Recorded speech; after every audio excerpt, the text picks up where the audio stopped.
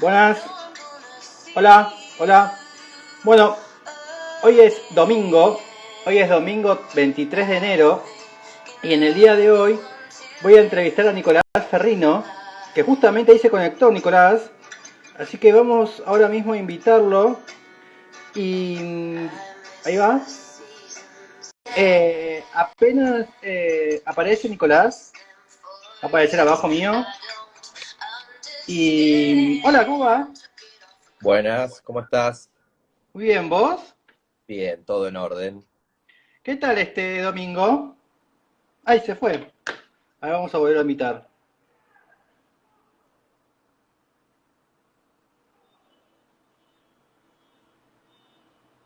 Ahí te volví a mandar. A ver. Ahí está. Ahora ¿Cómo sí. va? Sí, sí. Saliste de Bueno, golpe, no sé qué pasó. ¿Qué tal este domingo? acá ¿Cómo andamos fue? disfrutando del día de lluvia, va, nublado en realidad, no de lluvia. Bien. Sí, estuvo muy feo hoy. Hace mucho calor. Un poco pesadito, sí, Sí, húmedo, bastante pesado. pesado. Sí. Hay como muchas horas de... ¿Qué son? Obras de arte, fotos, tenés reglas. ¿Qué tienes ahí atrás?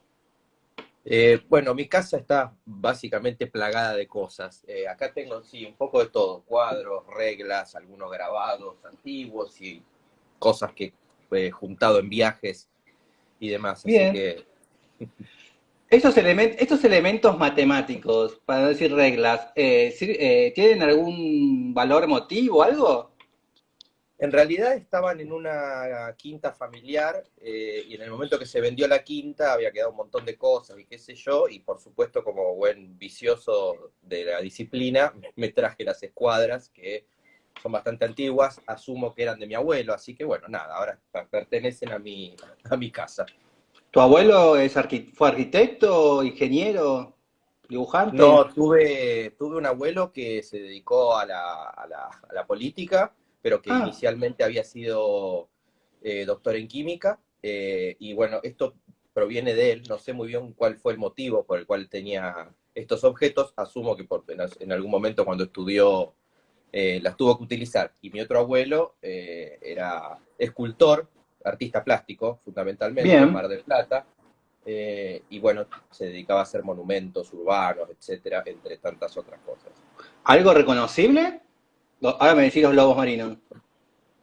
Bueno, en Mar del Plata, quien conozca un poco la Perla o la zona, sí, la Perla creo que es, ahí está el monumento al Quijote, que es un monumento bastante conocido en Mar del Plata, que es un monumento de él, para mí es el Bien, mejor de todos. Y después tiene varios más en la ciudad, pero me parece que no son tan emblemáticos. Pero sí el del Quijote con bien, Sancho Panza es un muy lindo monumento y es muy visible porque está sobre la costa. bien. Y bueno, vos sos arquitecto y principalmente das clases de historia. Sos un historiador. Bueno, en realidad soy arquitecto y sí, soy adjunto en la cátedra Pernod de Historia de la Arquitectura, especialmente en Historia 2, así que ahora, digamos, en las preguntas me voy a dedicar bastante a ese periodo porque tiene que ver con la arquitectura clásica y bueno, básicamente es de lo que mejor puedo aportar en una Sí. entrevista como la que me vas a hacer. ¿Y por qué historia y no forma o proyecto, o matemática? ¿Por qué historia? Es raro en realidad. Básicamente yo antes de empezar la carrera quería ser arqueólogo. Fundamentalmente porque uno de mis dos abuelos había sido arqueólogo en su juventud y bueno, nada, me Bien, gustaba el tema. Y entonces, bueno, empecé pensando por ese lado y finalmente, bueno, en algún momento me decidí por la arquitectura, por un viaje que había hecho de chico a Egipto y bueno, evidentemente ahí se me juntaron las dos cosas, la arqueología y la arquitectura sí. y me pareció fascinante, bueno, me metí en la carrera y por estas cuestiones de la vida y de los gustos personales, me gustó la materia y quedé vinculado con el equipo docente y cuando hubo una convocatoria me sumé y hace más de 20 años que estoy Mm. en ese mundo. ¿Y recordás algo así rápido de ese viaje? ¿A qué edad tenías cuando fuiste a Egipto? 12 años más o menos. Wow, muy chico. ¿Y qué fue lo primero que dijiste cuando estabas caminando por el Cairo o por donde sea? ¡Wow! ¿Cuándo fue tu primera exclamación de ¿qué es esto? ¿Dónde estamos? Y yo creo que a esa edad uno tiene esta cuestión de lo icónico de las pirámides, sin duda, pero evidentemente lo que sucede cuando uno va a un lugar como este es que descubre tantísimas otras cosas más allá de los perfiles de las tres pirámides que Mm, uno ve en todos lados. Es decir, de hecho creo que la primera visita no fue a las pirámides de Keops, Kefren y Micerino, sino a la pirámide escalonada. Y bueno, fue medio impactante, aún con la ignorancia quizás de esa sí, edad, entender los 4.000 años de historia que estabas mirando ahí adelante tuyo, hecho piedras. Entonces, realmente fue impactante. Y por otro lado, creo que también el Cairo es una ciudad fascinante, independientemente del mundo del antiguo imperio egipcio. El Cairo es una ciudad donde se ha cruzado todo, el mundo cristiano, el mundo islámico, entonces están los bazares, realmente es una ciudad increíble el Cairo, a la que quiero volver, sobre todo ahora que han renovado el Museo Egipcio. Yo conocí el original, que fue muy dañado en la primavera árabe, y sí. ahora han terminado una versión moderna del Museo Egipcio que realmente hay que ir a ver porque han mudado prácticamente todo. Creo que hace 6 meses hicieron la mudanza de las momias de los grandes reyes, y fue un evento extraordinario, digamos, las movieron por el medio de las calles del Cairo, unas carrozas, bueno, toda una cosa bastante imponente. Sí, Así y que el tengo museo mucho. es como son como 2 o 3 manzanas, ¿no? Como no es una enormidad el museo nuevo.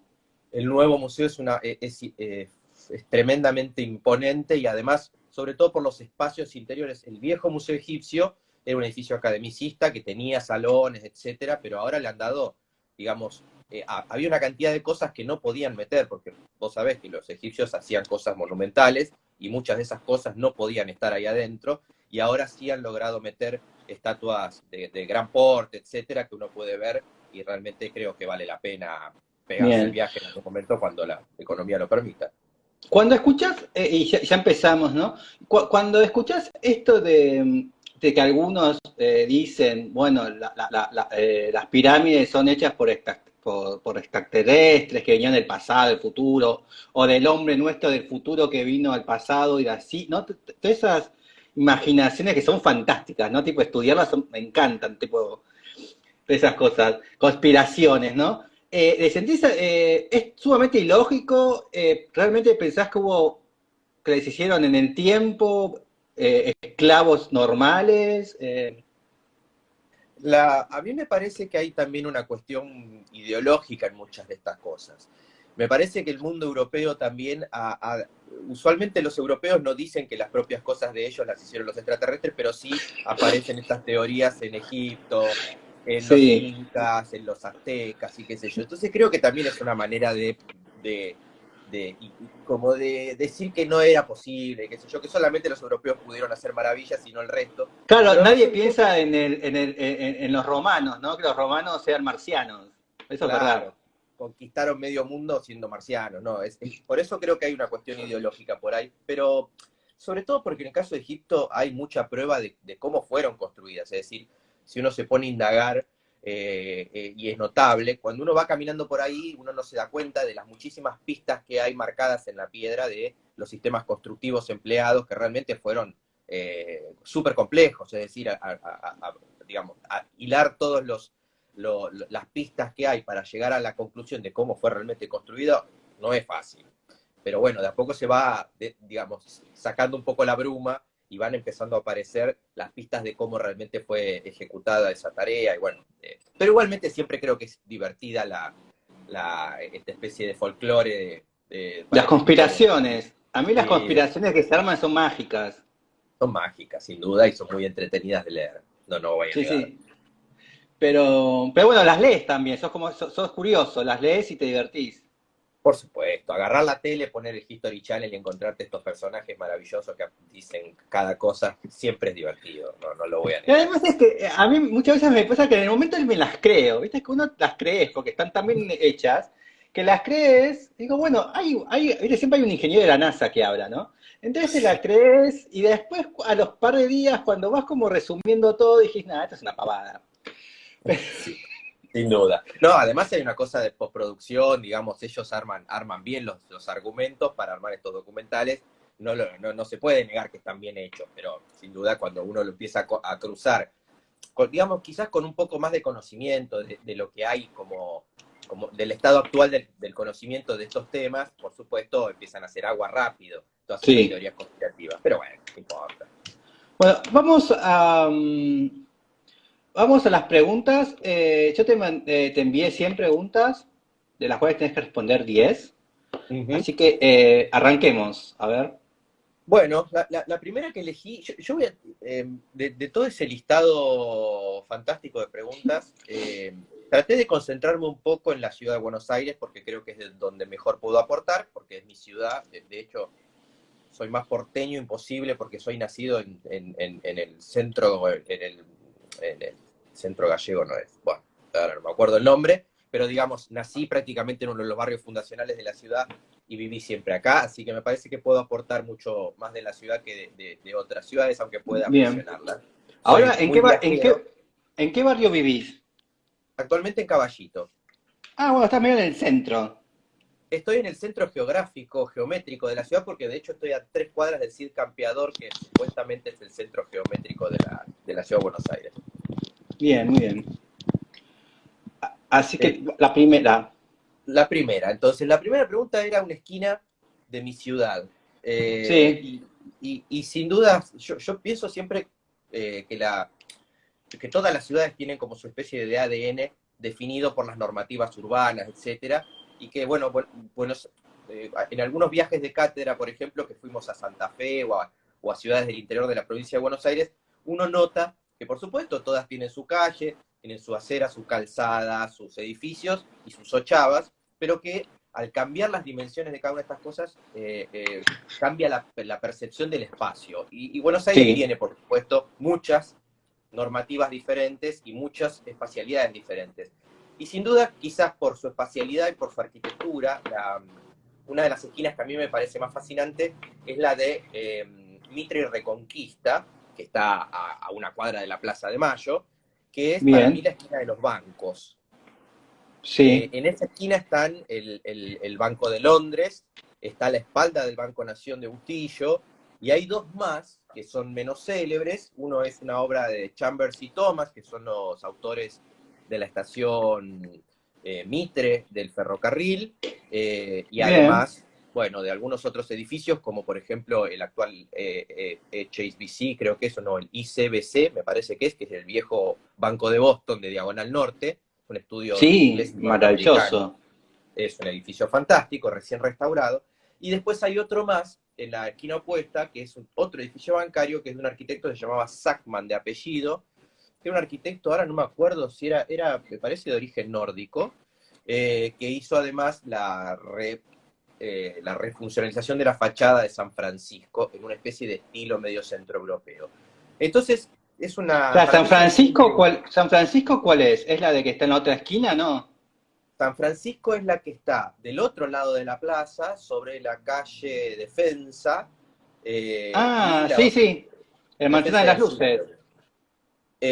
La tenés a 1 cuadra y media de la Manzana de las Luces. La de la Manzana de las Luces es San Ignacio de Ah, Loyola. ok. La que está la que está con los andamios.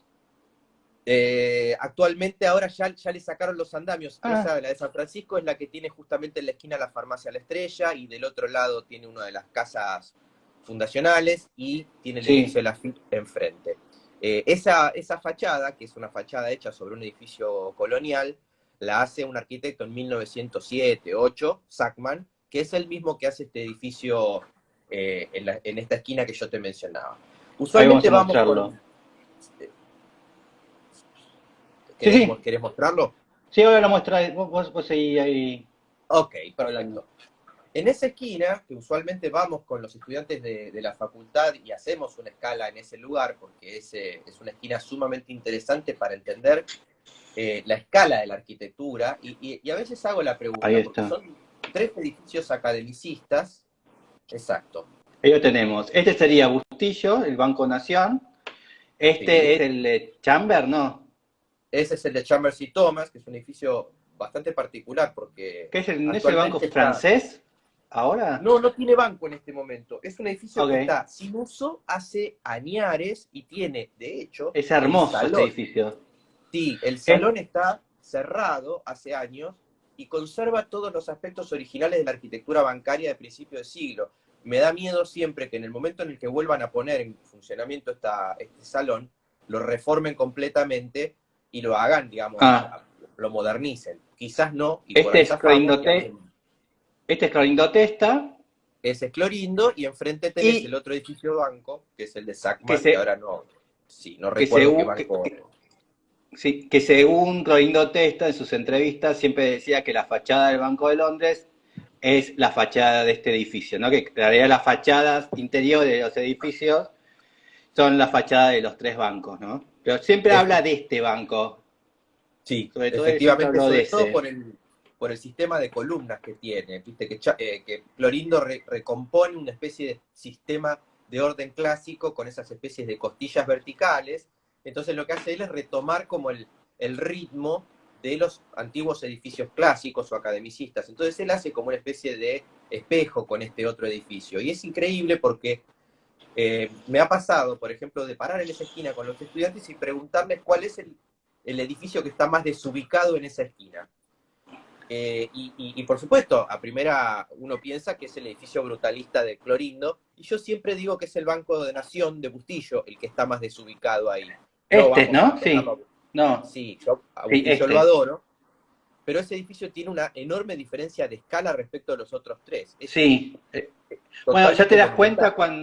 ya te das cuenta cuando lo mostrás en planta, que ocupa toda la planta, ¿no? Ya ahí ya hay una diferencia ahí ya te das cuenta, ¿no? No era un edificio que genere toda una manzana que un lote, ¿no? Además, el tema es que ese edificio tiene la escala de la Plaza de Mayo, no la escala de una esquina Sí. común del microcentro. Entonces, cuando lo mirás de espaldas, ese edificio se desborda por todos lados y empequeñece a los otros tres muchísimo. Y justamente es Clorindo, que es el que viene con la ruptura arquitectónica en todo esto, porque impone el brutalismo en un contexto academicista, respeta enormemente la escala del Mm. contexto urbano que tiene. No, o sea, Pero a ver, sí, ¿no crees que a su vez el brutalismo con con su elemento de hormigón en realidad está siendo mucho más academicista que otro periodo, porque en realidad mantiene más esa cuestión de la academia, de la estructura y del color sobre todo, sí. que capaz que otro orden, ¿o Sí, no? lo que sucede es que es muy, a ver, yo no soy un especialista en brutalismo, pero sí me parece que es como muy frontal y directo en cuanto a la materialidad, los materiales desnudos, etcétera, y además a la cuestión estructural. Por eso creo que a Clorindo no le cuesta, digamos, hacer una No, por cosa eso. similar a esa estructura a la estructura de los otros edificios clásicos que tiene como vecinos. Ahí está. Eh, Ahí está el ese, que es, decís vos ese que es el está edificio, abandonado. sí. Bueno, ¿te das Tiene cuenta? Está oficinas con, arriba. sí, te das cuenta también con el tamaño de las aberturas y de las ventanas, ¿no? Ya te das cuenta el cambio de escala de las aberturas de Bustillo con el de enfrente y con Sí. este. Y bueno, y acá también esta escala de vidrio también es más acomodada a este edificio, ¿no? Sí, y además lo que hace para mí maravillosamente bien Clorindo es que a un espacio tan opresivo como el microcentro, por el tamaño de las calles y la escala de los edificios, le hace ese abra de El acceso, que vacío. es, claro, para quien recorre el microcentro en un día de 40 grados de calor, ese espacio es un respiro frente a los otros edificios que van todos, digamos, a la línea municipal, y digamos, cuando al microcentro era lo que era antes, no lo que es ahora, que está mucho más vacío, realmente era terrible caminar por ahí. Y esa Sí, especie de esquina que arma Clorindo es fantástica. Además por su calidad espacial. Yo me parece que es increíble en cuanto a su calidad espacial. bien. Eh, en Después, el caso de Bustillo, sí, sí. sí, sí, sí. En No, caso en de el caso de Bustillo, Bustillo, el Bustillo hace un uso fantástico de la escala y él hace un uso fantástico del monumentalismo en ese caso, en ese edificio que estamos viendo del Banco de Nación. Por eso es que esas aberturas son gigantescas y por eso es que además él elimina como, la escala más chica del ornamento, Entonces uno se para al lado del Sí, edificio y el edificio como que se te viene encima. Los otros siempre tienen algo de referencia donde vos te podés sentar en la escalera y te encontrás con algo que se te hace amigo. En el caso de Bustillo no, es todo grandes superficies peladas, digamos, pilastras descomunales, ventanas gigantescas, todo queda grande. Pero lo de Bustillo tiene razón de ser, es el edificio del Banco Nación, es el edificio del Banco mm, de los Argentinos, tenía que ser un edificio sólido, eterno, indestructible, y entonces el tipo le pone una estética tremenda al edificio, ¿no? Pero no dialoga con sus vecinos en la parte de atrás, dialoga con los no. vecinos adelante. Ahí está acá tenemos el basamento del hipotecario, ¿no? Que es muy lindo. Ahí Es está. hermoso, para mí es uno de los edificios más lindos que tiene la ciudad. Lo que sucede es que es muy de culto el banco hipotecario, porque la gente no lo valora demasiado, no le gusta a la gente que camina por ahí, nos gusta a nosotros. Es raro eso. Pues sí.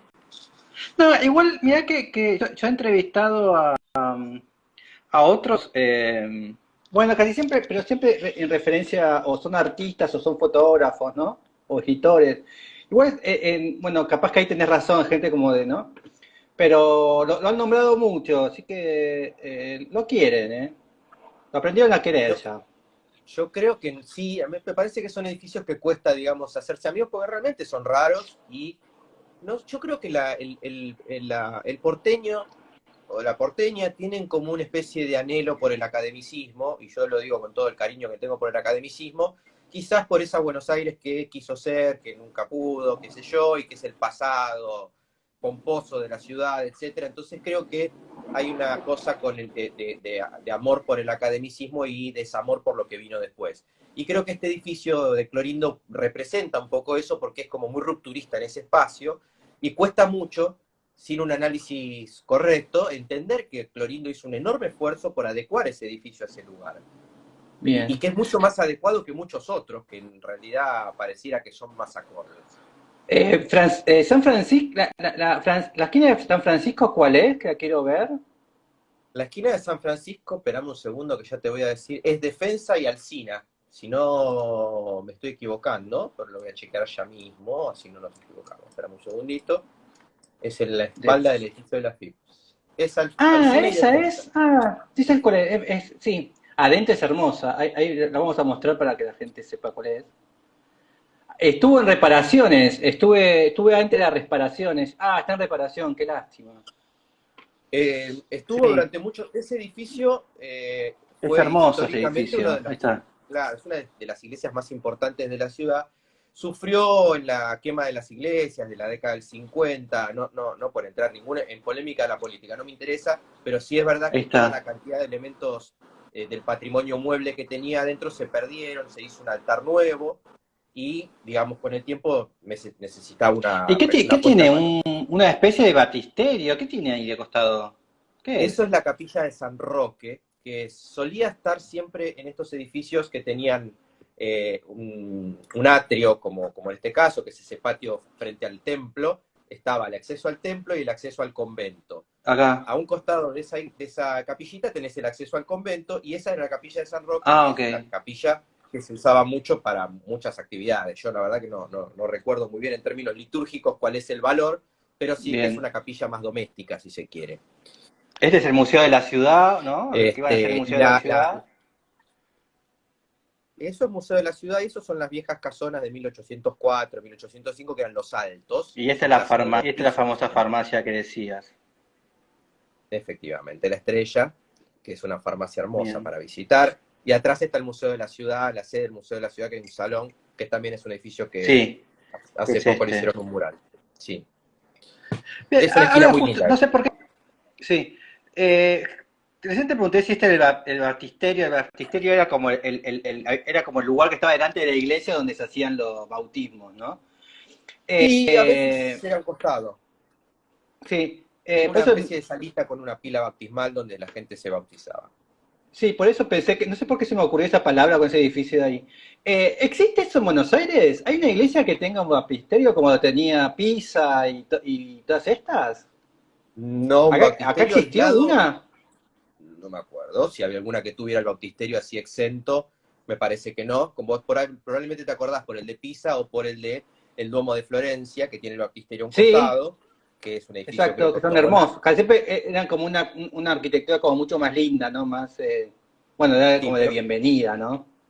sí, pero creo que Buenos Aires no tuvo alguna cosa con el bautisterio, iglesia con el bautisterio independiente. Me parece que siempre está como Porque adosado no el templo llegamos, dentro de algunas capillas. ¿Eh? somos más nuevos, porque somos más nuevos, capaz. Sí, pero sí, también porque probablemente la cuestión del bautismo, acá venían todos ya, eran casi todos católicos, básicamente no había mucho que bautizar, digamos, los niños que iban naciendo, pero por ejemplo, en las misiones jesuíticas, el bautisterio era una cosa importantísima porque había que bautizar a todos los indios, entonces eran unos Sí, sí. festivales de bautismos brutales, pero porque además el sentido de las misiones era la de evangelizar, no era el caso de las iglesias acá en Buenos Aires, digamos, no era una militancia evangelizadora, digamos, era parte de la rutina Y bautizar a en, los y en, niños. mis, en las ruinas jesuíticas, ¿se ven? Sí, Ah, sí, han ¿está el quedado. espacio? Sí, yo participé en la restauración de las cuatro, que son Patrimonio de la Humanidad, estuve como parte de un equipo de trabajo desde el Ministerio de Obras Públicas en su momento, y por ejemplo, San Ignacio lo tiene adosado al templo, es decir, cuando uno entra al templo de San Ignacio Miní, que es el famoso, en una de los dos, digamos, en el frente, a un costado tenés la capilla de muertos y del otro lado tenés el baptisterio. Y Ah, mira, no eran sabía un eso. recinto. Sí, y lo que pasa es que Y, se perdió la pila bautismal o la sacaron de ahí y la pusieron en el museo. Pero eran los dos bien. recintos del frente. Y casi todas las iglesias de esas misioneras tenían así la distribución. Esto es sumamente de ignorancia, pero no me importa. ¿Por qué son ruinas? ¿Por qué pasó? ¿Hubo una bomba? ¿Por qué quedaron así? ¿Qué pasó ahí? Eh, el problema es que quedaron metidas en el medio de una enorme cantidad de conflictos. Primero, cuando los jesuitas son desplazados, digamos, son expulsados, eso queda en manos de una administración colonial que no supo, digamos, mantener el interés de los indios por estar reducidos en misiones. Los indios estaban vinculados con los jesuitas, no con todos los demás. Entonces empezaron a ir. Después tuvieron el primer conflicto del ataque de los portugueses, que las quemaron por primera vez, eso como eran todos techos de piedra, al quemarlas quedaban solamente los muros, y los muros se fueron Ah, cayendo ok. porque no tenían protección. Y finalmente, todas esas misiones del territorio misionero quedaron metidas en el conflicto limítrofe entre Argentina y Paraguay. Entonces hubo también una fuerte saqueo, digamos, en ese tiempo. Y por Porque no son último, tan antiguas. y son los que tenés ahora en ruinas son 1700, 1710, 1720, no es Bueno, pero digo que verdaderamente no es, en un edificio de 1700 podría todavía estar siguen, perfecto. pueden estar perfectamente, por eso. Y como quedaron abandonadas, además, cuando empezaron a aparecer las colonias y los primeros municipios en ese lugar, se solían utilizar a las misiones como cantera para sacar los bloques de piedra y hacer obras Ah, municipales. Entonces ok. muchas quedaron prácticamente borradas porque usaron para hacer cordones, paredes.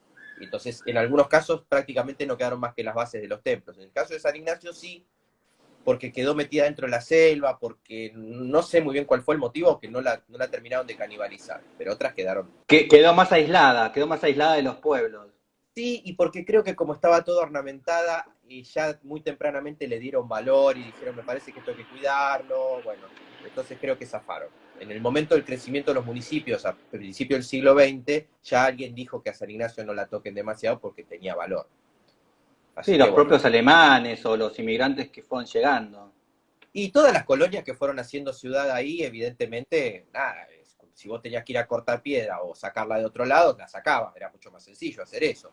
El Bien. primero que toma, digamos, que toma conciencia cuando la ley de monumentos nacionales en 1940, bueno, uno de los primeros monumentos nacionales que se decide ir a conservar son las misiones de San Ignacio, es la misión de San Ignacio que van varios de los mejores, digamos, en su momento, Oneto, Buquiazo, etcétera, que fueron a poner, por supuesto, Bien. en el análisis actual de la conservación del patrimonio son intervenciones que son totalmente incorrectas, pero ocurrieron en 1940, los criterios cambiaron. Bien. Siempre tengo esto porque a mí, yo siempre me enojo mucho con la gente que trabaja en el patrimonio. Siempre me parece como gente, no sé, siempre me enojo demasiado y vos estás hablando. ¿Qué pasa? ¿Por qué hubo tanto descuido durante tantos años del patrimonio? ¿Fue como un desinterés? ¿Fue como una cuestión de... ¿Qué pasó? ¿Por qué hay tantas obras que se pierden y vos que estás, conocés más, qué es lo que pasa ahí? Eso, digamos, tenés muchas cuestiones. La realidad es que muchas veces la presión inmobiliaria hace que se pierda el patrimonio a manos de inversores, digo, y pues, muchas veces las oficinas que son encargadas de velar por el patrimonio no tienen tanto poder como puede tener alguno que quiera hacer algo por el bien propio. Después pasan que a veces lo que sucede mucho es que, digamos, la conservación del patrimonio va detrás de los hechos. Y cuando yo siempre recuerdo una casa de Virasoro, que era una casa increíble, que creo que era la casa personal de él, tenía una fachada hermosa y de pronto un día un vecino hizo la denuncia que le habían empezado a demoler la casa de atrás hacia adelante. Cuando se presentó la municipalidad en ese momento a decir, che, ¿qué está pasando? Estaba la casa al 70% demolida y quedaba la fachada. Entonces ya está, se perdió.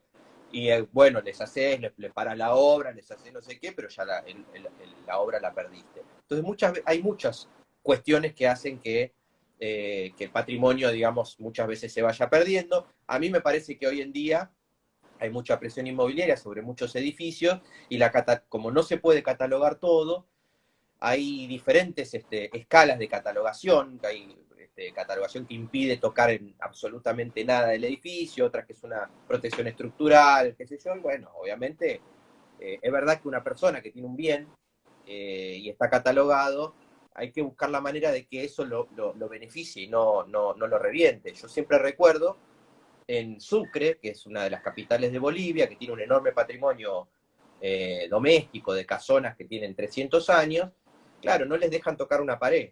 Y si una familia que vive ahí quiere cambiar o agrandar una pieza o qué sé yo, le dicen directamente que no.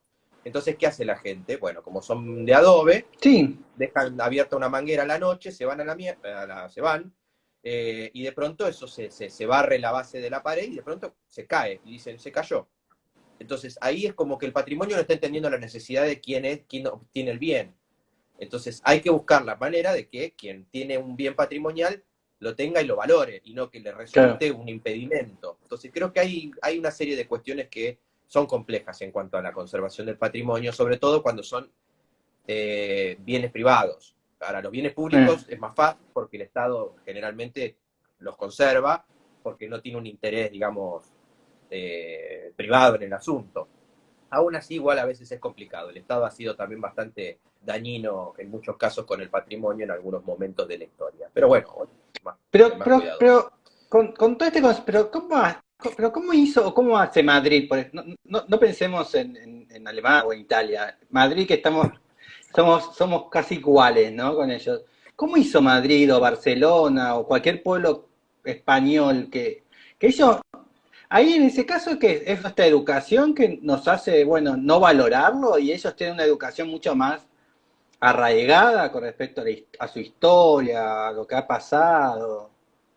Bueno, en realidad me parece que hay una cosa, también un poco de mitología en todo esto. No son muchos los países y A ver. ciudades que han sido sumamente rigurosos con el cuidado de su patrimonio. Yo te diría que quizás uno de los mejores ejemplos de ciudad que ha respetado fuertemente su patrimonio es París, no sé si Madrid. Los españoles, cuando uno se pone a indagar un poco en las redes Ok. sociales, te das cuenta que hacen desastres. Y de hecho, no hace mucho tiempo, no, voy a ser muy impreciso en esto que te voy a contar, para hacer una estación del AVE, no recuerdo el gobierno de quién, la estación tenía que estar ubicada sobre un terreno, porque además el AVE tiene condiciones, es un ferrocarril de muy alta velocidad, por lo tanto las curvas y todo, digamos, los niveles son muy complejos, y el lugar me parece que era para un evento deportivo que querían extender el AVE hacia una ciudad. En el lugar donde iban a poner la estación estaba uno de los palacios mejores conservados del Imperio Romano en territorio español. Entonces, por supuesto, pusieron el grito en el cielo, hay que correr la estación, etcétera, etcétera. No lograron, demolieron todo lo que Ah, quedaba del palacio y pusieron la estación arriba del palacio. Y les importó tres pitos y lo único que tenemos ahora es los recuerdos en fotos del palacio mira romano. vos. Sí, por lo tanto, los intereses políticos siempre juegan y muchas veces juegan por encima de los intereses del patrimonio. Bien. ¿Y Madrid por qué decís que quizás tiene... París? ¿Y por qué No, París es la mejor? bueno, porque yo creo que París ha logrado tener una normativa que ha impedido los desbordes dentro del contexto urbano de la ciudad de Ok, 1870, 1860, 1870, 1850, que es la París de Haussmann, etcétera. Cuando uno recorre París, se encuentra que la altura, las escalas, el tiempo de los edificios se ha respetado, no aparecieron cosas nuevas. París impidió bien, la aparición de cosas, de objetos nuevos, y le dijo, bueno, andá y hacelo en la Défense, que ese es el lugar para hacer los edificios de oficina. Acá la presión inmobiliaria no va. De hecho, cuando uno va a uno de estos edificios de 1850, se encuentra con que hay unos adentro del edificio, han hecho malabares para poner un ascensor, porque eran edificios que no tenían ascensor, de 4 o 5 pisos, y había que subir a pata. Entonces, son edificios que al día de hoy son difíciles de habitar, son muy bonitos, pero son difíciles de bien. habitar, tuvieron que adaptarlo. Pero es verdad que la ciudad dijo, esta es la ciudad que se va a conservar, y por eso París es una ¿Y ciudad qué, más y qué visitada. crees de todo ese reglamento de parisino? ¿Qué crees que algo que nosotros tenemos que meter sí o sí? Es ¿Qué? muy difícil eso porque es muy difícil emparejar a Buenos Aires con París. No, no, pero un Eh, concepto, tipo una ley que tengan que nosotros sí o sí la tendremos que tener, no sé, bueno, nivelar altura, ¿qué sería? no, yo creo que en realidad, digamos, la ciudad de Buenos Aires siempre fue una ciudad, no es una ciudad uniforme, y es una ciudad que creció en un momento y después, digamos, tuvo muchos periodos diferentes de crecimiento. La ley de propiedad horizontal alteró enormemente la ciudad al principio del siglo. Y yo siempre digo también que cuando uno hace el anhelo este de la ciudad que perdimos, bueno, también la ciudad que perdimos era una ciudad para poca gente. Es decir, ¿cuántas Ah, personas podían vivir en Buenos Aires en ese momento? Era una ciudad restrictiva para una densidad mucho menor. La mayoría de los que vivimos en Buenos Aires no podríamos vivir en ese siglo. Entonces creo que hay una serie de cosas que hay que pensar, pero creo que hay que sectorizar y hay algunos lugares donde uno tiene que ser cuidadoso y además tienen que entenderse con cierta lógica y criterio mm, los edificios que realmente le aportan a la ciudad como parte del paisaje. Hay casonas que realmente son objetos ornamentales de la ciudad que hay que conservar y que no tienen que caer en manos de una especulación inmobiliaria. No sé cómo, habrá que ver, buscar el método, pero sabemos bien que si hay una casa de una vivienda unifamiliar en un lugar donde se pueden hacer ahora 7 8 pisos, y la presión inmobiliaria es enorme para que eso se demuela. Sin duda, el valor del terreno es muchísimo mayor al valor del material de la casa. Es así.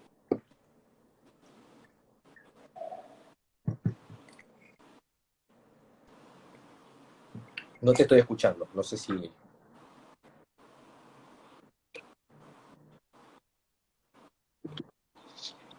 A ver, enorme. sí, ahora te estoy escuchando, se me corta un poquito. Sí, sí, La la segunda siguiente, pregunta es exacto. Avenida de mi ciudad. No sé si ahora me escuchas bien. Bien, sí, Bien, sí, Avenida perfecto. de mi ciudad. Elegí la Diagonal Norte, haciendo gala, digamos, Muy bien. de mi disciplina en la facultad. Eh, la Diagonal Norte para mí, digamos, yo la elegiría porque me parece que es quizás de los experimentos urbanos que tuvo la ciudad de Buenos Aires en el siglo XX, es el que quedó más puro, más limpio, el que más se Ahí está. respetó y en el que menos desbordes hubo. Y además por una cuestión de gusto, la Diagonal Norte. O sea, caminar por alucinante. Y además creo que por el momento en el que se ejecutó, condensó una enorme cantidad de obras de arquitectura de altísimo vuelo, de altísimo nivel estético. Hay arquitectos de primera línea, por supuesto está Bustillo, pero hay muchos otros, y cuando uno mira individualmente cada una de las obras, cómo se van adecuando a la normativa, me parece que para ver arquitectura, entendiendo eh, decisiones de proyecto, etcétera, e incluso en la cronología en la que se va haciendo, porque las primeras obras son de 1920 o 1910 y algo, y las últimas son de casi del 40 o del 50, bueno, ahí uno puede ver una enorme cantidad de arquitecturas, todas tratando de adecuarse a una normativa enormemente rígida. Y creo que Sí. es, realmente para recorrerla es fantástica la Diagonal Este Norte. es el edificio que hablaste primero, que era el Bank Boston, que ahora es el ICBC, que está en Exacto. reparaciones, que es muy lindo, es hermoso este edificio. Y enfrente tenés el Bensich, el de las dos cúpulas, es un edificio de Sí, ahí oficinas está. de unos tipos una familia que tenía mucho dinero y que, digamos, se dedicaba a hacer este tipo de inversiones inmobiliarias, y hay muchos edificios Bensich. Cuando uno habla de edificios Bensich, en realidad no sé cuántos hay un montón, pero en general se habla de este, porque realmente tiene Bien. un impacto urbano terrible ese edificio. ¿Quién es el arquitecto Déjame un segundo porque lo tengo en la cabeza, me parece que es Lemonnier, pero Ah, es Le Monnier? sí, es el mismo del primer edificio de la Diagonal Norte, sí, Lemonnier, que tiene varios edificios de Sí. Bensich. Que, Lemonnier, evidentemente era uno de los arquitectos de ellos. Le Es, Monnier no es el Congreso Nacional, no, no, ese es otro, es no, Meano, ¿no? ese es Víctor Meano. Lemonnier es un Es- personaje que tiene algo, digamos, es academicista, pero tiene algo de modernismo. La otra vuelta en algún Facebook con Norberto Feal, me preguntaba, ¿no será el primer edificio modernista de la ciudad? Y es posible, porque hay una serie de cuestiones que lo alejan un poco del academicismo duro, y lo vinculan con algunas cuestiones del modernismo europeo. Entonces creo que es un edificio súper interesante para analizar porque es particular. El edificio que tiene enfrente, que es el de Chambers y Thomas del Banco de Boston, es un edificio historicista, puro, del típico, de los tipos de edificios típicos de ese momento. Tiene razón de ser porque es el neoplateresco español, porque el Banco de Boston tenía, en ese momento Estados Unidos estaba esta cosa del revival hispánico del sur de los Estados Unidos, y creo que la sede central del Banco de Boston también había tomado el neoplateresco como una cuestión de marca, digamos. Y entonces hacen a imagen y semejanza. Pero el de Lemonnier es un edificio raro, interesante para evaluar, cómo además el tipo juega con la normativa de el basamento, el desarrollo y el remate. Yo creo que ahí ¿Mm? pusieron plata, porque esas dos cúpulas exceden la altura máxima que tiene la diagonal. No sé qué pasó ahí, porque al de enfrente, al Banco de Boston, le bajaron la cúpula, el proyecto tenía la Ah, cúpula mira, más alta, y se la dejaron petiza. Y le dejaron hacer las bien. cúpulas bastante altas, así que no sé qué pasó ahí. Y Bensich, habrá sido Bensich. Esa Y versión. para alguien que no sabe bien identificar las etiquetas, ¿no? ¿Cuál es la diferencia, cuál es la gran diferencia entre ser academicista y ser historicista? Que dijiste, En este realidad edificio es más academicista, este es más historicista. el historicismo es parte del academicismo. Dentro de la Ok. academia o la escuela de bellas artes estaban los historicismos. También podés tener eclecticismo, que es la mezcla de historicismos, pero son todos del academicismo. Estoy hablando con muchos ismos. Igualmente Sí. es complejo de entender.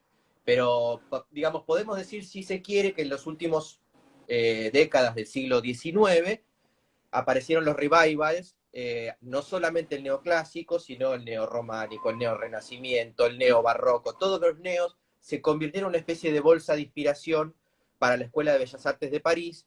Y cuando esto no era puro y se empezaban a mezclar un neo no sé qué con un neo no sé qué, apareció el eclecticismo. Que entonces, Sí, por ejemplo, muy buen ejemplo es valga la redundancia, es el Palacio Errázuriz, que es el actual Museo de Arte Decorativo, y sí. cuando uno lo ve, exteriormente es un edificio muy elegante, etcétera, pero cuando uno ingresa, cada una de las salas es un neo diferente, un Luis XIV, un Luis XV, un en Reina Ana, la estética es diferente porque la estética se adecua a la función de cada una de las salas. Entonces, eso es un edificio Bien. ecléctico porque cada una de sus cosas está abasteciendo a través de un historicismo diferente las funciones. Y el famoso salón renacentista que tiene, que es increíble, ¿no? El salón principal es el salón renacentista. Entonces, ese es ¿Y un qué, edificio puramente ecléctico. y qué tan cierto, y qué tan cierto es, hablando del arte decorativo, la fachada como copiada de Perrot del Louvre? ¿Es cierto eso o es otro? Mirá, no lo sé, no tengo el dato, pero es muy probable que haya, porque la inspiración de todos estos arquitectos eran arquitectos franceses, y muy probablemente hay motivos que son realmente emblemáticos. Esa fachada oriental del Louvre de Perrot es una fachada que como dirían algunos, fue un parteaguas en ese momento en Francia. El tipo rompió con todo, sobre todo porque tenía como competencia a Bernini, que estaba haciendo la Plaza de San Sí. Pedro. Entonces es cuando los franceses dicen, esta es nuestra interpretación del clasicismo. Entonces para ellos es importante esa fachada. Probablemente tenga una inspiración, pero sí, digamos, estos edificios solían usar, bueno, Bustillo también para el Hotel Casino de Mar del Plata, también utilizó una de las plazas reales francesas, casi de forma literal. París era Ah, ¿en una serio? No fuente de sabía ese inspiración en dato. esto. Sí. No me acuerdo cuál de las plazas reales de París, pero sí uno la mira y si lo estira, la fachada que da al mar es prácticamente literal, tomada como modelo de París. Insisto, París Bien. era el centro, el eje de la inspiración de todas estas arquitecturas basadas en la Escuela de Bellas Artes. Y si tenés vamos a hacer, voy a hacer como el profesor malo de historia. Si tenés, si tenés que hablar de una palabra con respecto a la obra de Bustillo, ¿Bustillo qué es?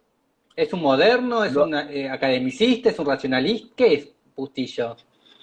te lo había elegido como una de las preguntas y si querés pasamos a una Ah, obra de un dale. argentino y lo había elegido a Bustillo Sí, porque lo adoro. Bustillo hizo todo. Cuando uno lo mira a Bustillo en por su eso. obra expandida, hizo todo. Pero además todo lo hizo bien.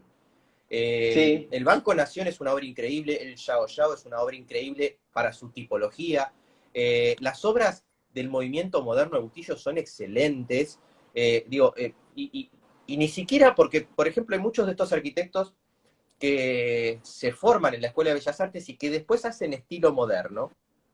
Bustillo no hace estilo moderno, Bustillo hace movimiento moderno, que no es lo mismo. El estilo moderno en su momento pasó a ser uno más de los tantos estilos que había, como decíamos, el estilo neorrenacimiento, el estilo neobarroco, y alguno dijo, no, yo quiero una casa moderna. Entonces les hacían el estilo moderno porque les hacían las ventanas tipo moderno, pero no eran conceptualmente obras modernas. Bustillo hizo conceptualmente obras modernas, por eso creo que era un arquitecto, creo que debe ser el arquitecto que tiene la obra más extensa de la arquitectura argentina. No sé, no quiero compararlo por ahí con algún otro de los grandes, pero Bueno, Bustillo, cuando uno mira el listado de a obras, es su vez brutal. también, eh, además ahí, en ese caso, estamos hablando de la casa de Ocampo, además se le hizo a una familia moderna, se le hizo a una señora moderna. No es que se la hizo no sé, a un jerarca campesino, a un terrateniente, ¿no? Se la hizo a una persona de la cultura moderna. Entonces, claro, Sí, y era además, moderno. esta mujer lo fue a buscar a él y no a tantos otros que podría haber ido a buscar. Bustillo era un personaje destacadísimo en su momento y fue un personaje destacadísimo todo el tiempo de su obra. Yo creo que es un tipo que hay que levantar todavía más en cuanto a la historia de la arquitectura nacional, porque es un personaje fantástico, Bustillo. Por la versatilidad de su obra y porque prácticamente todas sus obras son excelentes. O sea, mirándolas en Mm. detalle, uno va descubriendo, incluso en la Diagonal Norte que estábamos hablando recién, el edificio Volta es un edificio increíble, tiene el Hotel Continental, que es otro edificio increíble, y si uno se acerca y los empieza a mirar en detalle, se da cuenta que la mano que tenía el tipo para la arquitectura era fantástica. Yo realmente no tengo objeciones para la obra de Bustillo y lo admiro muchísimo, y más aún cuando los tenemos al Bustillo pintoresquista de la Patagonia, haciendo, digamos, la Mm. arquitectura en la recreación, como en el caso del Yao Yao, o como en algunas de las obras de Bariloche. A veces el problema con Bustillo es que se lo confunde con el que hace el centro cívico. Me estoy tratando de acordar ahora el nombre del que hace el centro cívico pobre, que es el Eterno Escondido, porque no es Bustillo el del centro cívico de Bariloche, No, no, es no. otro. Bustillo hizo la iglesia, que es muy linda, ¿no? La de La piedra. Catedral de Bariloche. Sí, y el Banco Nación, que está a una cuadra del Centro Cívico, que también es una obra espectacular, porque es un edificio academicista clásico con un techo a dos aguas de tipo patagónico. Es una cosa fantástica. Por eso creo que ¿El es un centro tipo, hay cívico que lo decir, hizo un familiar Bustillo o es otro señor diferente, de otro nombre? Porque hay muchos Bustillos. sí, no, el tema es Ezequiel Bustillo, que fue el primer administrador de los parques nacionales. No quiero decir una pavada, pero estoy seguro que andaba por ahí. por eso a Bustillo lo ponen a hacer obras en el Parque Nacional Nahuel Huapi, que fue el primero. Ezequiel Bustillo creo que fue el primer administrador de los parques, entonces, bueno, lo convoca. Creo que fue no sé cuál era la relación familiar, pero tenían una relación estrecha. No, porque la familia Bustillos eran muchos hermanos y cada uno tenía como un buen trabajo. Sí, sí, totalmente. Esperame un segundo que no te quiero decir cualquier cosa con el arquitecto. Ahí te voy a decir ya mismo, porque de hecho, ¿dónde está? Bueno, ya te lo voy a decir. ¿Y el edificio Vuelta cuál es? El edificio Volta es uno de los edificios que está en Diagonal Norte y Esmeralda. A ver, ¿no? Actualmente tiene un salón de ventas abajo que está en desuso por todo esto que ha pasado en el microcentro, pero es un edificio de una calidad y encima está frente a otro que también es un edificio muy imponente. Pero, digamos, ese es el Bustillo respetando la Diagonal Norte y lo hace de una manera fantástica. Este que te decía era Bien, Ernesto de Estrada, perdóname, sobre el centro cívico. bien, no De hay Bari. problema. Voy a buscar el Volta. Sí. Bueno, entonces, ¿cuál es tu edificio de Bustillo? Entonces, ¿cuál sería? Volviendo a la pregunta. Eh, qué buena pregunta. De entre todos los edificios de Bustillo, realmente sería difícil seleccionar alguno. Te podría decir que el Banco Nación es un edificio increíble, el que estábamos viendo hace un rato, aún con su escala hipermonumental, el interior del Banco Nación, con esa especie de Este es. gigantesca cúpula, ese es el edificio Volta, sí, efectivamente. Gran edificio. Sí. Y está enfrente Es del triángulo, ¿no? Sí, además es un edificio del academicismo tardío. Bustillo hizo mucho academicismo tardío, casi de posguerra, post-segunda guerra, y le queda ese lenguaje clásico medio lavado, muy volumétrico, y a Bustillo le salía muy bien hacer eso porque eran edificios con una presencia urbana descomunal, muy elegantes además. Eran como más racionalistas, ¿o no? Y ahí se empezó a mezclar todo, claro, porque Bustillo él decía que hacía una especie de academicismo argentino, como una cosa medio pampeana, digamos, de un academicismo monumental, etcétera, etcétera, era una de las teorías de él, y realmente por eso quedaron ese edificio o el Hotel Continental, que está a 2 cuadras de ahí, o el Banco Nación, son 3 edificios de un academicismo tardío con un lenguaje clásico muy imponente realmente. Bien. Acá está. El edificio Continental es muy lindo. Sí. Vamos Además a poner Bustillo. es un triangulito pequeño le queda y entonces hace prácticamente las 3 fachadas, todas del hotel. Es una cosa espectacular. Yo una vez tuve que escribir sobre él. Acá está.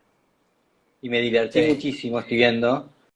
sí, Porque, excelente. porque, en, re- porque en realidad no tenía que escribir sobre la obra de Bustillo, sino sobre la de Urgel. Porque Urgel lo acondicionó. Ujú. Y entonces lo que hizo Urgel, que para mí en un punto lo benefició a Bustillo, porque creo que Bustillo capaz que no lo pudo hacer por técnica, porque las ventanas, estas ventanas que están ahí, antes estaban particionadas, ¿no? Y yo creo que él hubiese querido hacer un paño fijo, pues como en este edificio, viste es que el ornamento está casi como al mínimo, ¿no? Es como, Sí. está muy lavado el ornamento. Y yo creo que a él le hubiese gustado que sea una ventana directa, ¿no? No particionarla en varias. Yo creo que es lo que te estaba diciendo. Es una arquitectura tardía donde Bustillo hace un lenguaje clásico lavado, muy volumétrico, etcétera, y creo que le queda muy bien. Y ese tema de la forma en que se hicieron las carpinterías, que yo no sabía que, digamos, eso había sido una intervención posterior, le queda muy bien a ese edificio, por cómo es particularmente. Sí, sí, porque yo me Realmente, acuerdo que cuando tuve que escribir sobre este, igual me estaba guiando Norberto Feal, ujú. eh, habíamos visto fotos viejas y tenían una partición que yo decía, claro, acá Bustillo estas particiones las hizo por una cuestión técnica, porque no podía hacer un ventanal de 10 de 20 metros, lo hubiese fascinado, Sin duda. pero... Para cómo estaba Bustillo en ese momento de su obra, estoy seguro que le hubiera encantado hacer ventanas lo más simples posibles para acompañar ese tratamiento de fachada que tiene. Y hay un... Bustillo, esto Bustillo tuvo un discípulo, alguien como alguien que lo siguió o lo sigue o no. Tuvo Me un... mataste. No sé si, yo creo que no, en términos de que la obra de Bustillo no tuvo continuidad dentro de la historia de la arquitectura argentina, porque el academicismo se fracturó, digamos, cuando la ¿Y tuvo facultad, un digamos, socio? ¿Tuvo un compañero tipo a oscuras? ¿O siempre fue él? no conozco que haya tenido, digamos, ningún compañero, pero seguramente tenía un enorme estudio Bustillo. Lo que no sé es si es en ese estudio quienes estuvieron que después fueron célebres. Ahí, ese Porque tipo viste que de... en Mario Roberto Álvarez, que puede ser un paralelo a Bustillo, siempre se habla de no, Amancio no, hay otro que tiene un nombre, bueno, que tenía, siempre tenía como dos o tres socios que le hacían el apuntalaje, capaz porque Bustillo, no sé si tenía 10 obras a la par como tenía Álvarez, era otros tiempos capaz, pero... Mirá, probablemente sí, porque cuando vos ves el listado de obras de Bustillo, no me cabe duda que Bustillo estaba haciendo de a Ah, 10 o de a 15. Es brutal el listado, no le alcanza la vida para diseñar todo eso. ok. Eh, Seguramente tenía discípulos y de buena calidad. Lo que no sé es quiénes intervinieron en su Ah. estudio, que después, digamos, siguieron con obra, incluso durante el movimiento moderno, ya, digamos, obra moderna. Pasa que también me parece que Bustillo a diferencia de Álvarez, era más de la vieja escuela, ¿no? Nadie sabe quién eran los socios de Perrot o de Le Mercier, de todos estos arquitectos, ¿no? Sí, pues Bustillo además era un personaje, digamos, era tan destacado él mismo. Yo no sé cómo era en su forma de ser, digamos, si era, pero asumo que era un tipo de una vida pública interesante, pero no sé si había mucho que podía estar a la sombra de él y destacar, no lo sé, ahí ya me mataste, no sé cómo funcionaba su estudio. Bien. Ahí por ahí Norberto te pueda decir mejor, porque Norberto conoce mejor ese tipo de entramados Sí, de los estudios le arquitectónicos. divierten todas esas cosas. Sí, sí, le Vamos, divierte. vamos a la próxima. Yo puse un edificio ecléctico. Y acá Bien. en realidad no es un edificio ecléctico, no sé si es un edificio ecléctico, para mí es un edificio del modernismo, pero pasa que es lo más cercano que tenía. Yo quería elegir el Palacio Barolo para ser Bien. trillado en todo esto. Eh, pero bueno, puede ser ecléctico si lo mirás desde algún punto de vista, porque tiene tantas cosas juntas en esa estética rara que tiene, que podríamos ponerlo en el eclecticismo. Lo que pasa es que no es academicista el Barolo. Pero me parece que si tengo que elegir un edificio de la Ciudad de Buenos Aires que adoro, es el Palacio Barolo, sin duda, lo amo. Por muchos motivos, porque me encanta la obra de Palanti. Mario Palanti me parece un arquitecto increíble, no solamente en el Palacio Barolo, sino en sus muchas otras obras ejecutadas y no ejecutadas. Palanti era un tipo, tengo un libro por acá de Palanti que está editado en Milán, tipo era medio estrellita, y tiene una cantidad de obras experimentales que parecen sacadas de un storyboard de Star Wars. O sea, hay obras que parecen sacadas de Tatooine. Entonces, es increíble la imaginación que tenía ese tipo. Y cuando uno mira esos bocetos medio de experimentación que hacía, casi como un utopista, se da cuenta por qué pudo salir de esa cabeza el Palacio Barolo, que cuando uno lo mira le resulta tan extravagante la ornamentación, tan salida de no sé dónde, medio medievalista en algún aspecto, o no sé qué. O sea, cuando muchas veces nosotros vamos con los estudiantes a recorrer la Avenida de Mayo y nos paramos frente al Barolo, es muy difícil describir el Barolo. Cuando Mm. uno se va, digamos, de lo volumétrico y decir, bueno, cómo es la presencia de la torre, la adecuación a la Avenida de Mayo por las alas laterales, etcétera. Pero cuando uno trata de meterse en la ornamentación, se quilomba mal, porque hay muchas cosas que no tienen nombre, que solamente encajan en el modernismo, porque es verdad, si uno también pasa lo mismo con Gaudí o con tantos otros tipos del modernismo, que es difícil meter una nomenclatura a su forma de hacer ornamentación. Es imaginación y es Algunos acá le pusieron la idea de arquitectura de autor, porque es muy difícil reconocer el estilo. No lo podés Ah, emparentar. ok. Entonces, arquitectura de autor es, bueno, es lo que salió de su imaginación, como en algún momento hicieron con el manierismo, ¿no? Y bueno, esa es la manera de... O sea, que podría ser un Yo no manierismo sabía moderno. eso, que venía de ahí el tema del autor, de arquitecto de autor. Y es que pasa que hay tipos que no los podés encajar en ningún lado. Todos estos del modernismo no le podés meter, o sea, salvo decir, bueno, le metés en la bolsa del modernismo. ¿Y a qué se relaciona? Yo qué sé, ¿viste? Lo mirás a Palanti y se relaciona con algunos, te van a hablar de la Divina Comedia, del medievalismo, de no sé qué, pero qué sé yo, ¿viste? O sea, no sé. Y ahora, ¿cuál es el trabajo? ¿Y cuál es el trabajo que tienen ahora los teóricos, no, los historiadores o los teóricos sobre el contemporáneo? También, el contemporáneo es como una gran bolsa como el modernismo, en ese caso. ¿Cómo clasificás ahora? Es O sea, no difícil. podés clasificar como antes. No. No, a ver, me parece, yo no me tomé el laburo, digamos, de tratar de clasificar. Uno trata, digamos, de poner algunas etiquetas, intentar poner algunas etiquetas. Lo que pasa es que es cada vez más complicado poner etiquetas. Porque Y porque además esta cosa cada global. vez somos más individuales. Somos súper más individuales cada vez.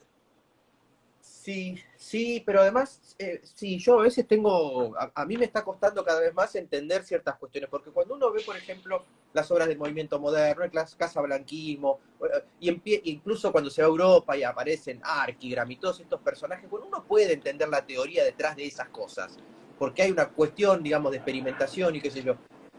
Ahora me está pasando que, por ejemplo, hay obras muy actuales que son emblemáticas, estadios de fútbol, y que son grandes pantallas de LED, y vos decís, ¿qué digo de esto? ¿Dónde encajo esto? Es arquitectura para el show. Entonces es como difícil. Yo a veces cuando con los estudiantes hablamos sobre el barroco, y yo les digo, cuando uno pone las definiciones de la arquitectura barroca y agarra uno de esos estadios de fútbol, entran todas las definiciones del barroco. Mm. Dinamismo, persuasión, llamar la atención, curvas, sensualidad. Sí, todo. Zaha Hadid, también. Zaha Hadid de barroca, alguno me va a reputear, pero bueno, está bien. Son mi forma de Sí, pensar. la línea. Es la continuidad de la línea. Sí, pero por eso te digo, o sea, no, sí, creo que fue Norbert Schulz el que hizo la definición del barroco, el claroscuro, el dinamismo, la teatralidad, la sensualidad, la persuasión. Hay una serie de cosas que uno perfectamente las puede emparentar con estas arquitecturas pomposas actuales, que están en las grandes ciudades, Dubái, qué sé yo. Cuando uno trata de meterle Mm. clasificación a eso, son arquitecturas del show. Bueno, la de las cuatro fuentes es la línea que entra y sale, ¿no? Bueno, ahí teóricamente el barroco, uno de los conceptos era la línea del movimiento y que no para, ¿no? Como que gira, y adentro que gira todo el tiempo, ¿no? Y bueno, y Zaha Hadid, si vos agarrás con un dedo y seguís el elemento, estás todo el día moviéndote en Sí, el a ver, te museo, voy a en el decir, Maxi. es un análisis absolutamente superficial de mi parte. Yo entiendo que quienes estudian a Saja van a encontrar muchos otros fundamentos y van a decir, no, pará, Bueno. macho. O sea, hay un montón de otras cosas arriba de eso, pero yo le hago una visión, digamos, hago una vista gorda de Y Zaha Bernini Hadid con también. su obra. A ver, ojo, me Bernini, encanta. digo, Bernini también es más que una línea que da la vuelta. Sí, Bernini tiene muchas aristas también, y Borromini, que recién lo mencionabas en la de las cuatro fuentes, pero sí es verdad que la forma geométrica, mucho más dinámica, mucho, digamos, el movimiento, la circulación, la manera de recorrer las obras, el diseño del movimiento, hay una serie de cuestiones conceptuales que las podemos perfectamente trasladar al día de hoy. Sobre todo lo digo por el barroco, Sí. porque fue un movimiento muy denostado a posteriori. Digo, cuando vino el neoclasicismo dijeron que los barrocos eran todo de borde y no tenían coherencia. Y bueno, digo, y además incluso que quedó en la historia el barroco como una cosa recargada, grotesca. Son todas definiciones, adjetivaciones que me parecen brutales para un movimiento que es increíble y que ha quedado, digamos, Y, reducido a esta cosa de lo recargado o lo y bizarro, eso que vamos a no, decir. y eso que no es en el rococó entonces, el rococó español. ¿Viste? El rococó del centro de Europa, todos los personajes alemanes que estuvieron ahí, que también los adoro, me encanta, porque hacen ¿Cómo en se llama la columna 1700. girada? la columna de Santiago de Compostela, ¿cómo se llama? La columna torsa, digamos, no sé, la de Santiago, ¿cuál? A ver, espera, déjame pensar. Santiago de Compostela, no tienen ¿cómo se llama esa columna que es toda así como de vuelta? La salomónica. ¿Salomónica es? No sé, no me Tiene acuerdo. varias definiciones. La salomónica es la que tiene, digamos, el estriado en espiral, que por ejemplo la tenés en el baldaquino de Bernini, en San Pedro. Exactamente. Bueno, Ah, esas son las Salomónica. columnas. Eso será, en el barroco amaban esas columnas, pero por ejemplo, cuando vos lo ves a Bernini en el barroco no era recargado para nada Bernini, al contrario. No, Vos ves la columnata de San Pedro en Roma y no hay nada recargado. Es no. geométricamente increíble. Y las columnas son lo más sencillas que pueden ser, lo que pasa es que son gigantes. Qué lindo que es el baldaquino. Yo creo que la primera vez que lo vi tendría como 9 10 años y creo que me quedé un minuto quieto. Imagínate un nene de 10 años quieto 10 minutos, ¿no? Yo me Es muy quedé quieto llamativo. en ese momento.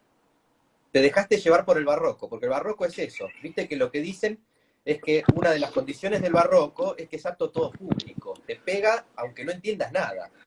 Ah, Y mira eso es vos. alucinante. Claro, El baldaquino. el Renacimiento lo tenés que entender la matemática, tenés que entender todo para que te entre la obra. El barroco es como una cachetada así, hola, vení, pa, un bife, porque te va a Claro, pegar como sea, aunque no entiendas nada de arquitectura. Y esa es la bien. función, por eso justamente es increíble el barroco. Yo lo adoro, en ese sentido creo que hay obras, lo que pasa es que el barroco es tan variado como obras hay en el mundo. ¿Te imaginas que el barroco en América no tiene nada que ver con eso que estás viendo en el baldaquino? No, no. Igual acá, bueno, por cuestiones de tiempo, acá no hay barroco. Todo lo que tenemos es neobarroco. No, no, no, acá tenemos muchísimo. En la Argentina, Sí, barroco auténtico. barroco auténtico tenés la fachada de San Ignacio de Loyola, es una fantástica obra del barroco tardío. Creo que es Ok. casi igual, la Catedral de Córdoba también digamos, de corte barroco, pero digamos, desde la estética barroca, la fachada de San Ignacio, que es de un arquitecto que se llamaba Juan Kraus, un Sí, arquitecto de Bohemia, increíble. en República Checa, bueno, ese tipo hizo una obra A fantástica, ver. totalmente barroca, súper refinada, y además, hoy por hoy es la estructura más antigua en pie de la ciudad de Buenos Aires. Es lo más Ah, antiguo no que hay en la sabía ciudad de ese Buenos Aires. dato. Sí, se empezó a hacer la Torre Sur y después la fachada y después se murió Juan Kraus y se continuó el resto de la iglesia a través de Blanqui y Primoli, pero la fachada es 1600, 1710, 15, por ahí, muy, muy, muy antigua, para la ciudad de A Buenos ver, Aires. la voy a buscar acá. Después, la primera iglesia era la iglesia de la que tiraban abajo para la 9 de julio, la de Corrientes y 9 de julio. La, La que la, flamó la bandera por primera vez, ¿esa es? no, ¿Esa es pero la eso es primera una, iglesia? esa creo que era la de San Nicolás de Bari, no me acuerdo. Ahora, Sí, esa, sí. bueno, no, pero esta es una iglesia, no, eso es mediados del siglo XIX, me parece. Esta iglesia es Ah, mucho más antigua. De hecho, las fundacionales, que vos las que podés decir, son San Francisco, Santo Domingo, La Merced, del otro lado que está, es la que está al frente del Banco Español de Mario Roberto, y después sí. tenés Santa Catalina de Siena, y la de San Telmo, y la de San Ignacio. Esas son las iglesias del 1750, porque están todas construidas por gente Santa Catarina es la que está enfrente del shopping, de, del... de las Galerías Pacífico. Exacto, esa, ¿no? Esa era el Santa convento de Catarina, clausura, sí, preciosa también. Lo que pasa es que está desactivado sí. el convento de clausura, esa se cerró y ahora Es el un patio restaurante ahora. es un patio de comida, sí. Pero el templo es muy lindo, es muy lindo. Y es prácticamente obra, y bueno, la que me olvidé Esta es la del es. Pilar. Sí, esa es San Ignacio, una obra hermosa. Ah, la del Pilar de Coso, mira vos. No pensé que era una También es de fundacional. esa época. De hecho, el que hace la parte del interior de San Ignacio, que es Blanqui, es el que hace la iglesia del Pilar. Ah, que también es blanca. Bueno, te voy a dar un dato importante. En el altar ese que estás viendo ahí en esa foto, ahí se funda la Universidad de Buenos Aires, Caro. justamente ahí, al pie de ese altar, que se cumplieron los 200 años ahora, Sí, 1821. ahí está. Así que tiene Ah, pero mucha importancia. esta es la que hablamos recién, que era que yo que te dije que estuvo mucho tiempo apuntalada. casi se va al piso porque un caño de Con el agua 20. en uno de los muros laterales se había pinchado, lavó las bases del edificio y se asentó para un costado y se fracturó toda la bóveda, incluyendo la cúpula, incluyendo la fachada. La salvaron medio de casualidad porque realmente estuvo en riesgo ese edificio. Y ahora está impecable porque el padre Francisco, que siempre nos abre las puertas a la cátedra para que la recorramos, nos vayamos a los techos, vayamos por todos lados, bueno, además de sacerdote, había iniciado su carrera de arquitecto y ama el patrimonio, y entonces es un apasionado del cuidado del templo. Entonces la tiene Ay, impecable. avísame, quiero recorrer los techos y todo de esa. Bueno, pues, usualmente con nuestra cátedra salimos a pasear todos los años, no estos últimos 2 años, porque la verdad que se nos complicó con el COVID, pero vamos con los estudiantes y Francisco nos abre la puerta de todo. Entonces vamos, subimos al techo, a la torre, bajamos, nos metemos a todos lados. Ay, Él yo nos abre la quiero puerta. hacer este tour. Bueno, te aviso, por supuesto, ¿cómo no? La pasamos muy Ahí bien. está.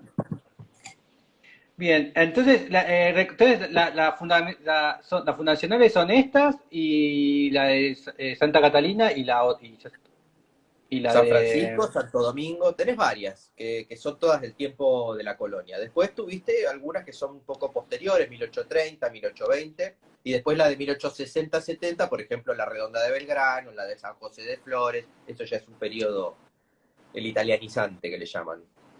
Sí, porque ya hay, sí, de la redonda y esto ya hay... Bueno, la redonda sería un panteón nuestro, ¿no? La Redonda es neoclásica, literalmente, esa sería la clasificación más certera, digamos, para ponerla en la Redonda. Es el ¿Tiene, y tiene, neoclasicismo puro. ¿Tiene algún... obviamente somos patrimonialistas, ¿no? Pero ¿le encontrás algún valor a la mal dicha redonda? Sí, es un ¿Tiene un edificio valor hermoso. arquitectónico? ¿Tiene algo especial o es una iglesia más? No, no, no, es un edificio neoclásico muy puro, de los pocos que hay en Buenos Aires, tan puros. Ahora no me acuerdo si son los hermanos Canales los que construyen, los que diseñan y construyen este edificio, pero es un edificio, tiene una implantación urbana, me parece, es un edificio interesantísimo La Redonda, ¿eh? Sí. Sobre todo para su momento, hacer un edificio de planta circular siempre es una osadía, porque para el ritual cristiano es complicada la planta circular, y se la jugaron e hicieron un edificio realmente de una pureza de formas muy interesante. Eh, fue catedral, ¿no? La redonda. Y porque Un Belgrano era un periodo. pueblo aparte, No, igual pero que digo, no Flores. hubo, no hubo un momento que fue como una especie de plaza de república porque la casa de gobierno, la Casa Rosada estaba en obra y pasó a ser la casa de Sarmiento, la casa El de Congreso Mayo. fue eso. Eso fue ¿Eh? cuando el Congreso, el Palacio del Congreso, inicialmente estaba en Plaza de Mayo, y después hubo un Sí, periodo, creo que fue el periodo de Rosas, donde lo llevan a la provincia de Buenos Aires. ok. Entonces, como Belgrano era parte de la provincia de Buenos Aires, al igual que Flores, pasó a estar Ah, por un tiempo en el Museo Sarmiento actualmente. ¿Era Y el Congreso eso? sí, y Ah, después pasó al Palacio del Congreso. mira vos. Buenísimo. Vamos a la última pregunta. Estamos en 8:15, 18:15 ya. A ver, yo te podría, estoy pensando, un museo argentino me parece que es interesante porque además incluso el Museo Penitenciario Nacional Antonio Balbé, que es un edificio que era la casa de ejercicios espirituales de los jesuitas en San Telmo. Uno Ah, usualmente la tiene sí, la como la iglesia de esquina. San Telmo y al lado está el convento. Y actualmente es la Casa de Ejercicios Espirituales, y Ahí está. ahí está la Fundación Mercedes Sosa, ahí adentro del museo, de Sí. parte del convento, que no ha sido muy cariñosa con el convento, la fundación, pero el museo es interesante porque está tratando de conservar algunas partes de la historia de ese edificio súper super importante. Es un edificio muy antiguo, es casi como el corazón de San Telmo, corazón fundacional. La iglesia está muy deteriorada, está esperando que le den cariño, realmente se está viniendo abajo, y el convento también está muy deteriorado. Entonces, ahí me parece que prestarle atención. Esa capilla que ves ahí atrás, esa especie de cupulita que ves ahí en esa foto, esa es una de las capillas más importantes para los jesuitas, y qué sé yo, que la hace Antonio Masella, que es el mismo arquitecto de la Catedral Metropolitana, un Mira italiano vos. interesantísimo. Y la capillita tiene Esta, mucho valor y está esta abandonada. sería la iglesia. Claro, está la iglesia que es esta, después viene el convento y después viene la cárcel, ¿no? Es que justamente la cárcel se puso en el convento cuando los expulsan a los jesuitas. Ahí ponen a un grupo de monjitas, que era una orden que se dedicaba a cuidar a las mujeres con problemas. Y eso pasó a ser cárcel de mujeres con el Okay. tiempo. Y finalmente pasó a ser museo penitenciario. Yo hace poco Ahí hice está, mira. una suerte de entrevista porque formo parte de un equipo de investigación de ahí del museo, y hicieron el museo virtual que está en Argentina Gobar, hicieron un trabajo muy interesante unas chicas de ahí que filmaron, que armaron una producción fantástica. Y yo, bueno, ahí desde muchos puntos de vista, los historiadores, incluyéndome a mí, hicimos una suerte de museo virtual con información sobre el edificio y sobre la historia del edificio. Es interesante también la historia de las cárceles, aunque no es un tema que sea de lo más simpático, pero es interesante el tema de la historia de las cárceles y las tipologías de cárceles, como tipología Sí, arquitectónica, que hay muchas. Pero bueno, por eso quería mencionarlo, bien. porque estuve trabajando recientemente ahí, y están tratando de mejorar un poco todo y tratando de poner un poco en valor un edificio que tiene mucha importancia en la ciudad, que a veces está medio Sí, sí, tapado por varias cosas. es muy lindo. Yo a Sí. veces, en un momento hacía como recorridos con turistas y, Ujú. y como es gratis y se puede entrar, muchas veces entraba porque está buenísimo para ver cómo era, un edificio antiguo. Entonces a los turistas les encantaba y los hacía meter. A veces la iglesia estaba cerrada o qué sé yo. Entonces era un buen lugar como para entrar, era gratis. Sí, de hecho el patio que tiene Es muy actualmente lindo. sí, lo tiene la Fundación Mercedes Sosa, y se mandaron un error. Pareciera que para que parezca antiguo es mejor que estén los ladrillos a la vista, y le Ah, pegaron el revoque blanco que siempre tuvieron los edificios porteños de la colonia, porque era el revoque a la cal que se usaba.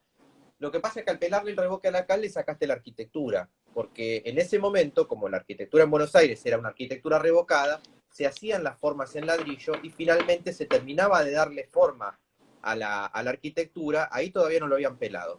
Entonces vos ves que están las pilastras, todos los elementos del lenguaje clásico están hechos sobre el revoque. eso, Cuando no, vos no vi picás todo eso. eso, Yo lo vi bueno, todo, ahora está todo en yo lo vi ladrillo blanco a la vista. siempre. Bueno, lo picaron. Ay, qué forros. No. Sí, se mandaron, es un error brutal. Fíjate ahí que lo tenés, ahí abajo la tenés ya picada, la parte de abajo, te das cuenta que está al ladrillo a la vista. Es una barbaridad lo que hicieron. Por suerte hay fotos, por lo tanto en algún momento se va a poder reconstruir eso, pero la verdad que porque además quedó el ladrillo a la vista y el ladrillo ese no está hecho para estar a la vista. Se va a deteriorar con la lluvia, con el No. sol, con todo. Entonces es un problema. Así que, bueno, ojalá que a la brevedad se pueda meter mano en ese patio, porque es un patio súper importante y es muy lindo. Así se puede rehacer la arquitectura que falta, Sí, ¿sí? además es también estructural, es todo ese ladrillo. Así que si pierde calidad o resistencia, sonaste. Sí, sí, probablemente lo que vas a hacer es perder la junta, porque son juntas de un mortero de poca calidad, y al estar revocado eso se mantiene perfecto, porque el revoque siempre lo pintas a la cal y qué sé yo, y aguanta. Ahora, cuando vos le sacás todo eso, llueve, se corre la lluvia a través de la junta y se va deshaciendo la junta, y vas perdiendo los ladrillos, la junta, todo. Es un problema, realmente. Así que bueno, esperemos ¿Y que por qué le, lo hicieron? ¿Quién lo autorizó? ¿O se mandaron solos? Primero que me parece que cuando vos tenés una pintura a la cal, la pintura a la cal se deteriora rápido, entonces cada tanto tenés que reponerlo. En cambio, cuando vos picás todo eso, ese aspecto de antiguo del ladrillo a la vista es mucho más fácil de mantener. Y además parece más viejo y más pintoresco. Ese parece que fue Ah. el sentido. Y realmente es una barbaridad, digamos, eso habría que haberlo frenado. Obviamente nadie preguntó si se podía hacer a la Comisión de Monumentos, porque si le preguntaban a la Comisión de Monumentos, la Comisión de Monumentos le decía, pues eso es un monumento nacional. Le iba a decir que no, que ni loco, pero bueno, se mandaron. Ya está hecho, el problema ya está. Como te digo siempre, Ok, el patrimonio va a cuidarse atrás del desastre. Ya lo hicieron el lío. ¿Qué vas a hacer ahora? Pero bueno, bien. veremos cómo se arregla. Con el tiempo yo voy a tratar de poner mi energía para ayudar a que eso esté un poco mejor. Bien. Y por último, y ya terminamos, ¿hay otro edificio que esté así en peligro o que hay que empezar a hablarle para que le tengan más cariño? Hay muchos. Que, Hay muchos y, por ejemplo, la iglesia de Nuestra Señora de Montserrat, que es una iglesia que está en la calle San Juan, creo que es, estuvo mucho tiempo en muy mal estado, ahora apareció un párroco nuevo, joven, con muchas ganas, y está tratando de conseguir recursos para arreglarla. Es un edificio de 1830, 40, pero tiene digamos, es un edificio muy lindo, y estaba muy deteriorada, porque el párroco anterior la dejó venir abajo, la cerró, no tuvo ¿esta? funciones. Sí, esa, exactamente. Creo que sí, ¿no? A ver, pará. No, no, no, no es esa, ¿eh? Esa, ¿no? Me parece que no. Esa es otra Nuestra Señora de Montserrat. No es en Buenos Aires esa, me Ok. parece. No, no, los autos no son de Buenos Aires. No, ok. A ver, Iglesia.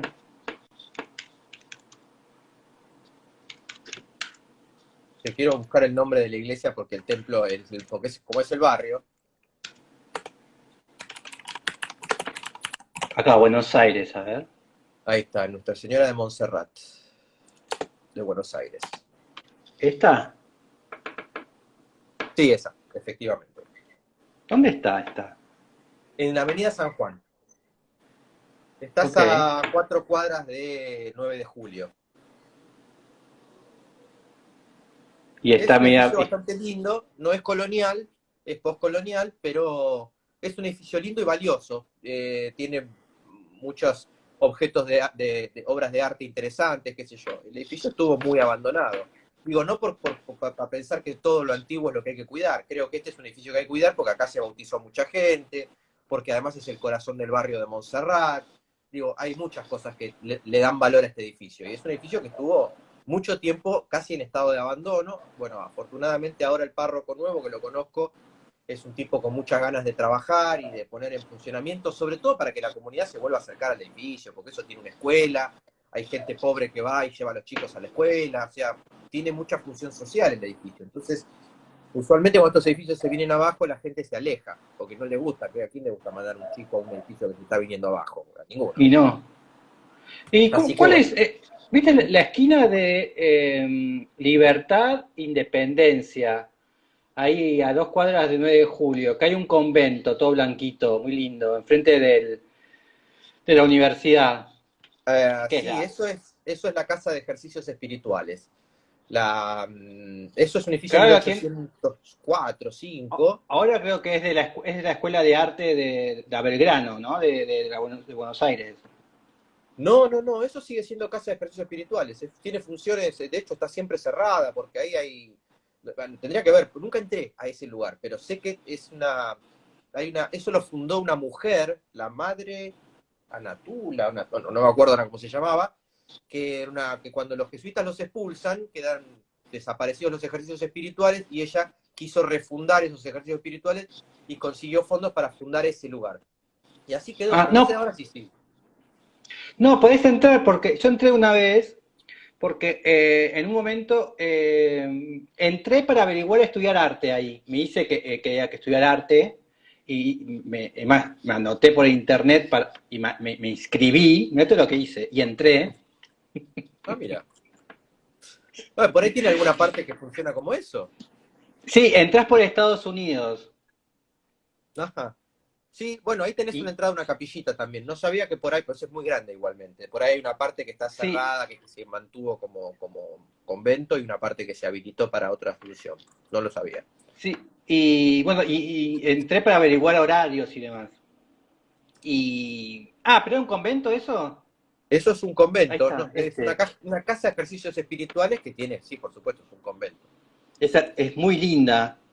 Sí, Sí, realmente es un edificio Está. lindo y está bien conservado, así que me parece que es una de las perlitas que tiene Buenos Aires, pero por ahí a veces es un poco limitada la forma de visitarla, quizás habría que buscar la manera de que eso sea un poco más abierto al público. Hay perlas en Buenos Aires que están muy crípticas para el acceso, pero bueno, no importa, uno hay que buscar el horario Ahí y está. cuando abren. Esta es, ¿no? Ahí está. Sí, Esta sí, sí, fachada, Salta es Salta, ahí está. sí, Ahí te das cuenta de la altura, ¿no? La altura de cómo cambiaban las alturas, ¿no? De los edificios. totalmente. Tiene una puerta muy bonita sobre la calle Independencia. Sí, ahí está la UADE, lo que decía yo. Ujú. Sí, sobre Estados Unidos también tiene una sola puerta y...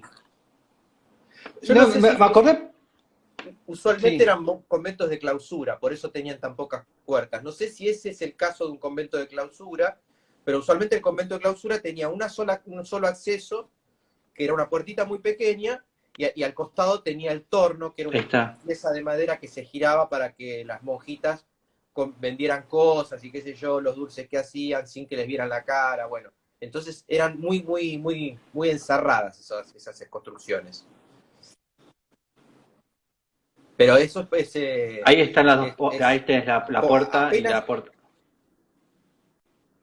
claro, eso es apenas antes de la Revolución de Mayo, 1804, 3, por ahí, es un poco del siglo XIX, pero muy temprano.